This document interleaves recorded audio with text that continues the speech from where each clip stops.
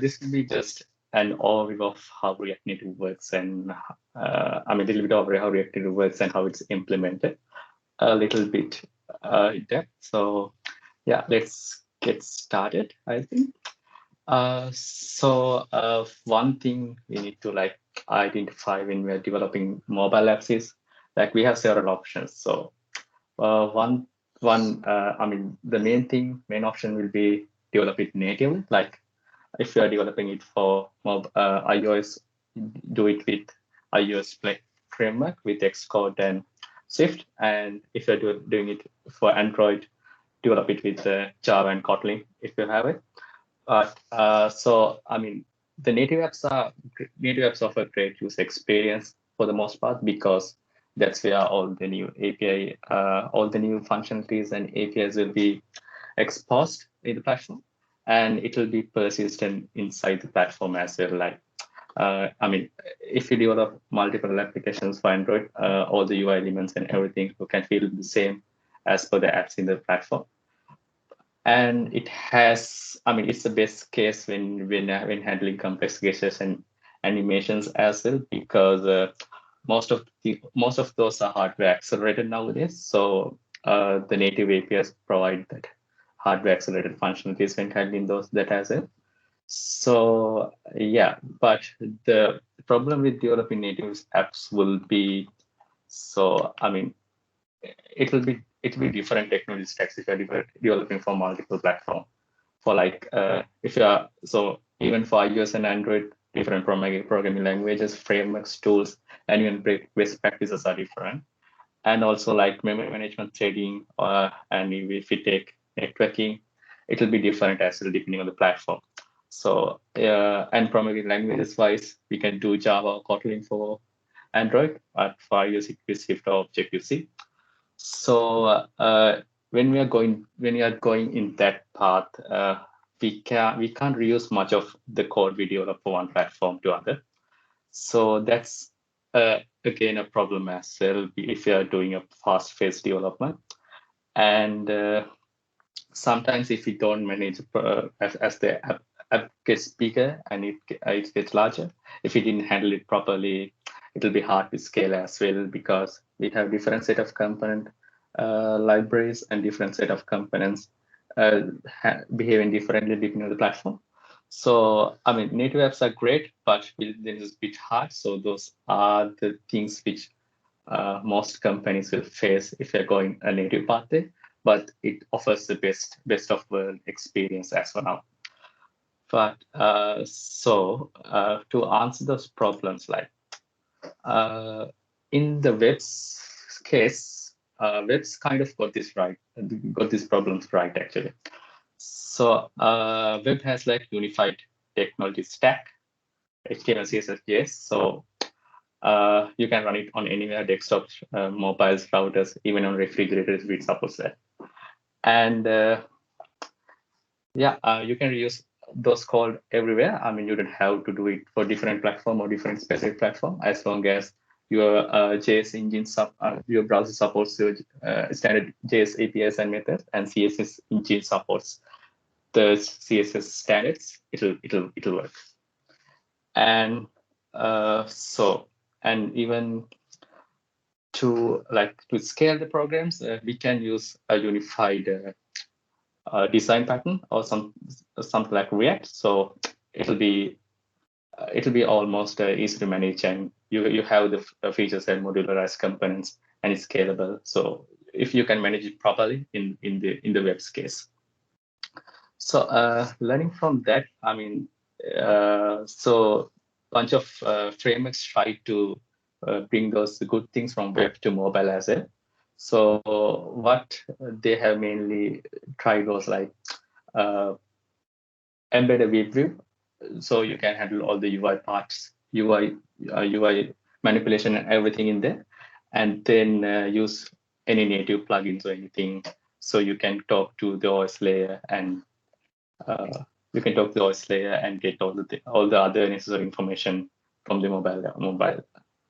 But so this has fewer problems as well because your UI is rendered inside a web view, And so you are pretty much limited to what the browser can offer in the UI's perspective. Uh, and animation and gestures, that's the most trickiest part with WebView. And also app bundle size is considerably large because sometimes you have to embed a web view within your code, within your package as well, because sometimes the web view provided by the mobile OS won't support what you're developing. So, so those problems made it a little bit tricky to go with this path. And after that, we got React. So React became mainstream. And then we got a solution like React Native. So out of the box, what React Native does is it's a framework which allows to build native apps using JavaScript. So I mean, even if, when I first read it, it looks like a bit of black magic. So, but essentially, what React Native does is it exposes a bunch of React components which are directly linked to native components or builds in the OS or the platform. So, for example, if you take a native text view from iOS or Android, so it'll direct. I mean, it'll have corresponding React Native component, and which you can directly import it into a JS code. And manipulate it or use it like any React component, and you can then use it as any other React component. And what will happen inside? What will happen inside is it will be directly mapped to a native component in the platform, depending on the platform. So the diagram in the right-hand side, I think many of you have seen this, and many of you have gone through this multiple times. This is just like overview how the React works. So what we have there is we have the JSX file where essentially the React components, and ideally it will be transformed into JavaScript. And we have a JavaScript interpreter or the JavaScript runtime. What it does is uh, run your JavaScript code and build your virtual DOM or the virtual tree, which represents the UI you want to render in the browser somewhere. And so once we have this virtual DOM, I mean, this comes with React itself, the virtual DOM or the virtual tree. What happens after that is pretty interesting. So we have the browser on the other side, and so we have a translation layer or a diffing layer. So what this layer does is you just compute the difference between the previous virtual DOM or the tree you generated and this one, and you just calculate the difference, just update only the changes in the browser DOM. So if you just take a look at this part, the translation layer. So we already have a few libraries. Once you have a virtual DOM or the virtual tree, you can use those libraries or framework to render the UI that a virtual DOM represents into different kind of user interfaces. Like for HTML for Canvas, you can use some libraries or framework for that. And even the React DOM library, what it does is it just renders those virtual representation to the browser DOM. And even we can use some libraries to render this virtual DOM inside server with static HTML. So so this is basically the idea of React, but with React Native, it has pretty much the same idea. But as you know, with mobile apps, we don't have a JavaScript runtime to run our JS code on, and we don't yet have a translation layer which can convert those or transcode those virtual DOM objects into the native components. So basically, React Native has three main components. This is not in any priority order. So we have a JavaScript virtual machine or JavaScript interpreter, and then we have a React Native bridge. So what the bridge does is transform your virtual tree into the native components. And so for the JavaScript virtual machine, currently the React Native use a library called JavaScript Core, which is an open source JavaScript engine, and it's actually built by Apple, and it currently uses on Safari as well. So yeah.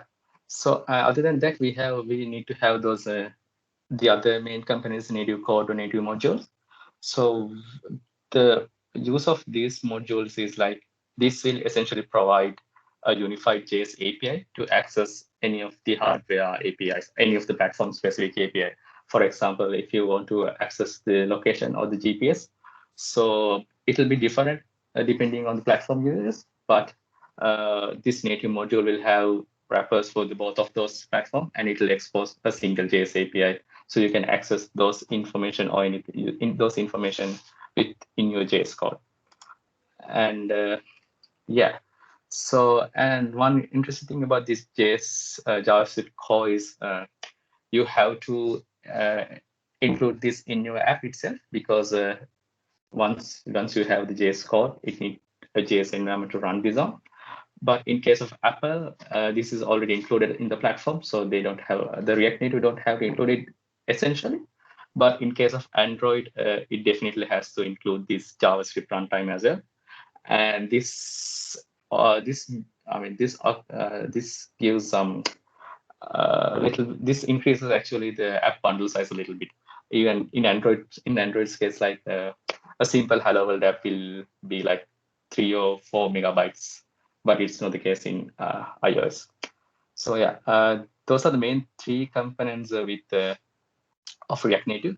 So like to summarize, we have a JavaScript execution environment, which is a JavaScript core, which will run all your JS code. And once it generates the virtual tree, we have the React Native bridge, which will translate those into the native components. Yeah, and other than that, we have native modules to access all the other platform specific code or the other platform data from the mobile OS. If we if we try to go through what happens when you run a React Native application. So I just added 3 bullet points. What is happening behind the scenes when you run a React Native app. So let's go one by one. So basically, you write all your code in React and JavaScript like you used to, and then you issue React Native, run iOS, run Android, depending on your platform you want to run. And then what happens is the React Native CLI will bundle all your code into a single JS file, more like Webpack in web. But in this case, the bundle is named Metro bundle. And so other than that, once you generate a single bundle file, it'll also generate the respective APK or IPA file depending on the platform, which I mean it will generate the respective bundle of the platform as well. And it includes the JavaScript runtime as well. It is Android, and it includes some other native modules as well, which React uses to do some layouting and CSS processing. So once your app is bundled and once it's launched, so basically it'll run natively. I mean, it'll run on a native thread on the platform. And as soon as the app is launched, then what the app does is it spawns the JS virtual machine or JS virtual environment. So it'll be the JavaScript core we discussed earlier. So till this virtual JS VM runs, you can't run your JS code. So typically the delay is like 1 or 2 seconds, depending on your phone. But till that runs, you actually can't run your JS code. So this is where a lot of React Native apps have a splash screen. So, but if you code with splash screen inside JS, it won't work. I mean, you will see like a blank. You'll see a blank display for like 1 or 2 seconds, and it will just display your splash screen. So if you are doing a splash screen in a React Native project, you need to do it natively. Other than that, your app will show like a blank white space for several seconds. So yeah, once the JS thread is launched, now the native thread will send a message to start our JS code via the React Native bridge. And yeah, and then our JS VM can essentially start our JS application. So once this starts, once the our JS application starts, just run. It will just execute like a normal React application on a browser. But once it generates the virtual tree in this case, once it generates the virtual tree, the bridge will handle translating that virtual tree into the native components. So this is where the translation layer comes in. Yeah, and the other task of these bridges to like notify that what components to be loaded, and also to give back any information from the, let's say, from a text input, give back those information back to the JS code and our hardware for this matter. So yeah, this is just like a basic overview how what our React Native does if we try to run it. So yeah. And other than that, this shadow 3D is like, it's more like okay, here's a big picture of that. Yeah, what the shadow thread does is like, it's a native library developed by Facebook, because when we develop stuffs in React, components in React, we need to style them as well. But we have a JavaScript environment to run, but we don't have a CSS layout engine to do the styling part. So they have created this own layout library called Yoda, which is based on Flexbox as well. So which can render those layouts for us. And this is how, this is yeah. Just on the Yoda framework, is the syntax quite similar to CSS, or is it more specific? Yeah. It's similar to CSS, but instead of starting every field in lowercase, it has to be started in uppercase. It's mostly the same, but you sometimes all the CSS features are not supported in there, but everything, most of the things we use are supported there. But you just have to be concerned if you're using some advanced CSS3 syntax. Just need to make sure it was there. Yeah, so we might not be able to copy a component from the web repos exactly. We may need to adjust if we are looking at it from that perspective. Do you know why they did that? Well, why did they choose a different syntax? Because I'm not sure whether to run the CSS engine directly on the app itself, it'll be expensive to run that, or performance wise, it could be that. But this is the solution for the layouting. Yeah, I was actually wondering if there's any tooling that actually lets you translate CSS files into Yoga. I think there is, because there's some online tool as well I have used some time ago. I can't remember exactly, but. Well, I guess a follow-up question to that is, do you find that it's easier to write stuff for React Native first and then make it available for web, or the other way around? That's an interesting question. So I would say, so compared to CSS, this layouting libraries is pretty much limited, but there can be scenarios which can be efficiently done by CSS in web's case, which should not be done in the React Native case. So I would say like doing the web thing will be the first step, and then you have to change the code according to the mobile. I find that easier, but I'm not sure how others will feel. Okay, thank you.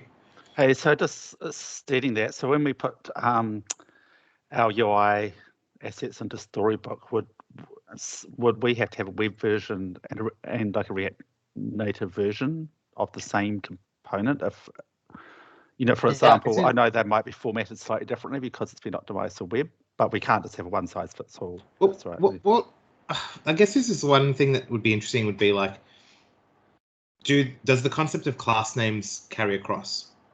Yeah, it does. So technically, if you had two class names that, I don't want to make too many assumptions here, but if you had a class name that was web specific and one that was React Native specific,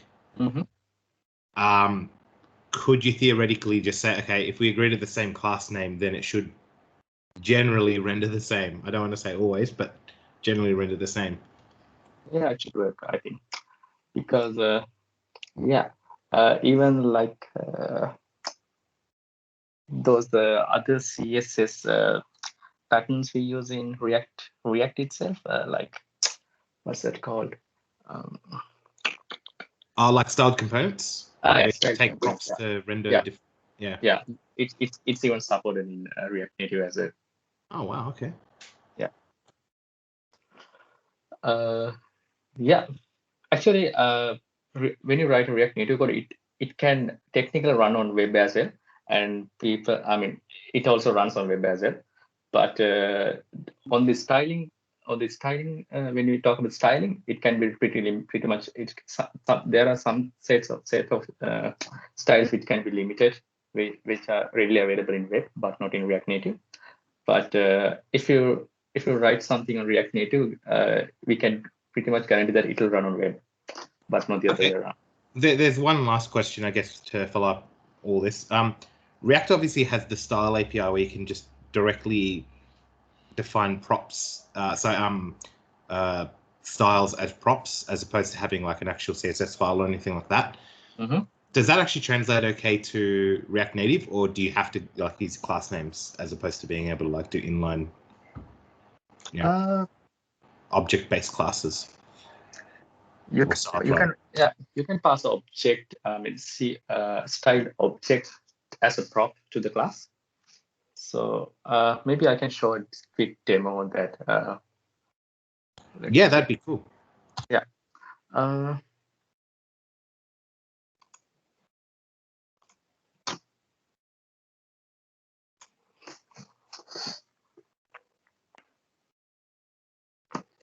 This doesn't have anything. So this is just like a Hello World application. So you can see this is just rendering it on web itself. And this is how the styling is done.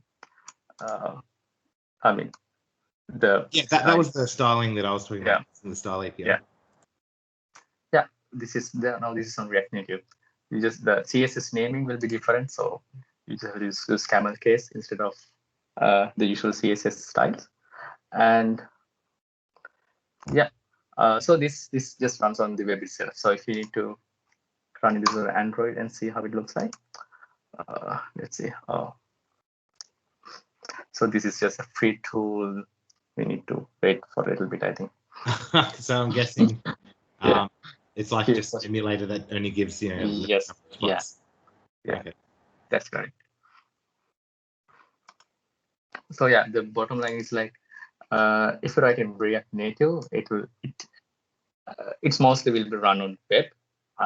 If you are not using anything specific to if you don't have any specific platform specific code, it will run on web. But other way around won't always work.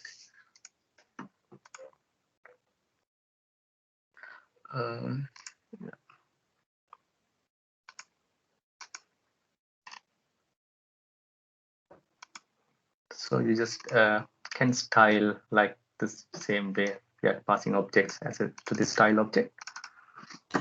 So do you find like what percentage, I know it's always difficult to quantify these things, but what percentage of code reusability do you find between a web project and a React Native project? Actually, I haven't done that before, but okay, I remember years ago, this is going back in 2017, maybe it was. There was a gentleman I was speaking to who worked at REA, and he was just having an off-the-cuff conversation with a few people, and I overheard him saying that he found he was getting about 60 to 70%. Now, I was wondering if that's improved, because obviously, from 2017 to now. Yeah, but Yuping, have you got any ideas? Because I know you're working on the self-service portal and the mobile app. Have you managed to reuse stuff? Yeah, so basically for the reuse stuff, so most of the business logic, we can reuse it, like how to calculate the API and get the right data. So that part we can reuse. But for the component itself, So the most part is not able to reuse because the styles is different, the layout is different, but the state management, and also maybe just state. So because the yeah, so things like the business rules and the validation, all that stuff might be the same in the data source. It's just the actual visual component might be different because it's been optimized, for mobile. Yeah. I was going to say, actually, maybe a few of the React people here will know that there used to be this big push, and I don't know if it's still things that people think about, but there used to be this big discussion about having logical components and display components, or sometimes you'd use the word container, but the idea would be that you'd have a component that is strictly for rendering something to the screen, and then another one that might be a wrapper that does all the state management and logic around how different styles may be loaded in, but wouldn't actually be responsible for the actual style itself. Could you have that maybe level of separation and be able to use the logical components? Yeah, but actually the design of the app and the web portal is a bit different, so it's not that straightforward to do that. Definitely we haven't been adhering to those principles in the Tally Billings project, so I know that it's like not like there are standards and then there's reality, and sometimes they don't marry up as nice as you'd hope. So that might be useful though for where we had on the white label app with two different clients using it, but it's actually the same, like the address lookup, it might be exactly the same in terms of how it looks just with their branding on it, and that's where you could potentially switch at that point. Yeah. Anyway, something to keep in mind. Yeah. The future. Okay. Maybe one last question.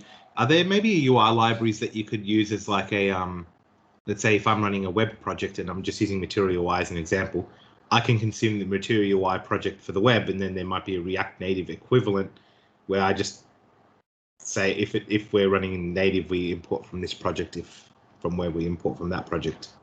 Is that something you can do, or is that?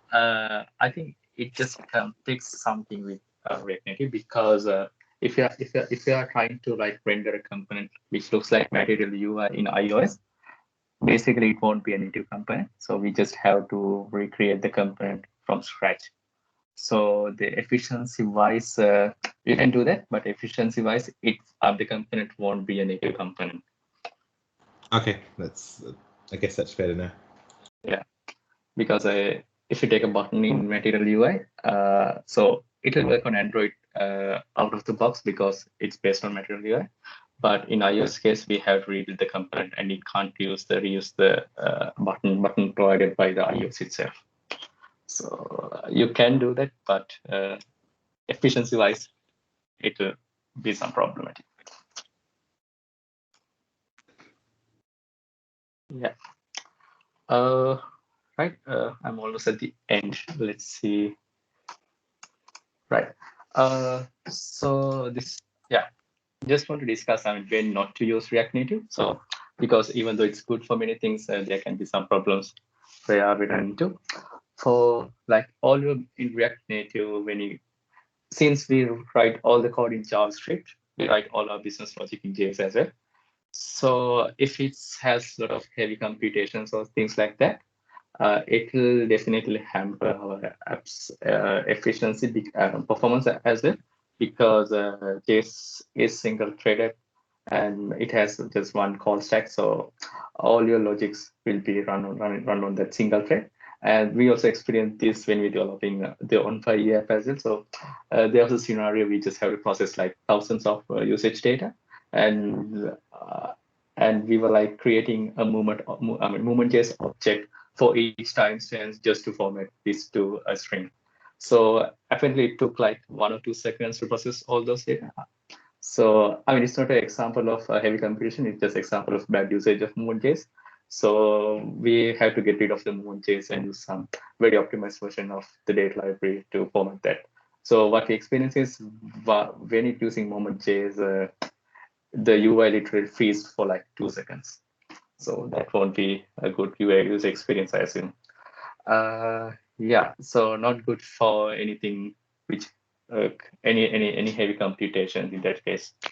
And if you're creating utility apps for anything, let's say like battery managers or such as something showing the system stats,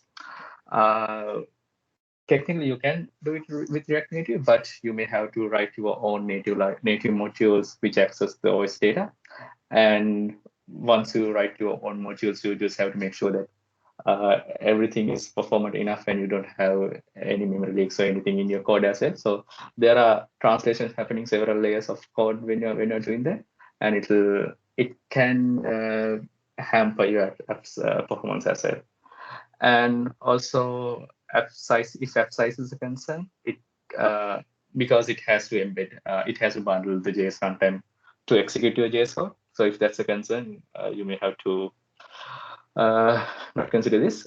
And any OS or vendor specific apps. So in this case, most React Native won't support all of those native modules. So like the second case, you just have to write it, oh, and it'll be problematic. It could be problematic, but technically you can do that. But if you're going in this path, so it'll probably good to write it just natively.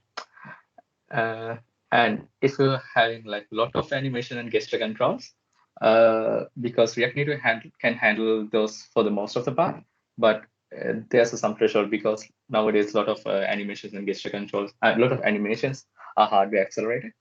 In React Native, we have the hardware accelerated animation for some extent, but it's not a given always. It's pretty much experimental at the moment. But so if you have a lot of animations which you need to be hardware accelerated, definitely not choice. And same with the heavy graphical processing as well. I mean, a lot of modern phone nowadays has different kind of chips for each of, say it image processing or say it AR or VR. So with the current libraries, you may not be able to get the full outcome out of those chips or the processors because you have to again write your native modules to access those.